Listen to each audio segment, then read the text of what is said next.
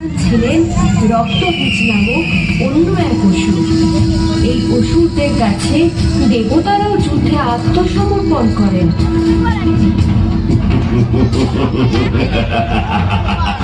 এবার স্বর্গলোক মর্তলোকের সাম্রাজ্য করব আমরা।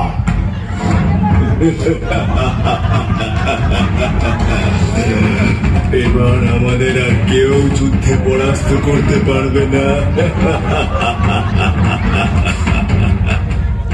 তোরা যুদ্ধের জন্য প্রস্তুত হ।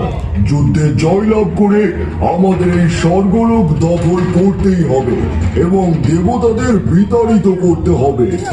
অসুরদের পরাস্ত করার জন্য দেবতারা তাদের শক্তি দিয়ে মা দুর্গাকে সৃষ্টি করেন, কিন্তু রক্তবীজ ছিল ব্রহ্মার বর প্রাপ্ত। ব্রহ্মার বর অনুসারে তার এক ফোঁটা রক্ত মাটিতে পড়লে তা থেকে জন্ম নিচ্ছিল একাধিক অসুর।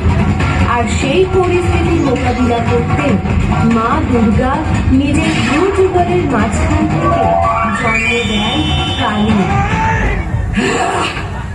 আজকে তোকে আমি শেষ করে দেব, তোর মৃত্যু ঘনিয়ে এসেছে।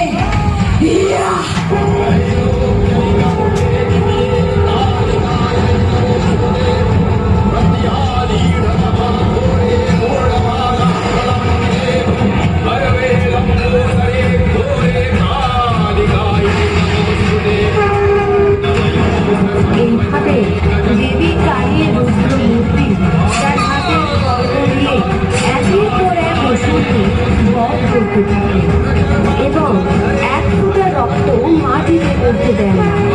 সব মা কালী পান করে নেয়। এইভাবে মা কালী সকল অসুরদের বিনাশ করেন। তাদের ভর থেকে মুন্ড আলাদা করে সেই মুন্ড দিয়ে নিজ গলায় মালা তৈরি করে পড়েন।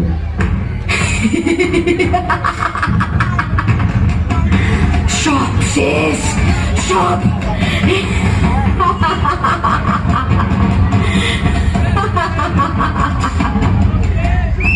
অসুরদের বিনাশ করার পরে দেবী যখন নৃত্য করতে লাগলেন দুই বাহু তুলে, তখন সব কিছু বিশ্ব ব্রহ্মাণ্ড। দেবী, দেবী তুমি শান্ত হও।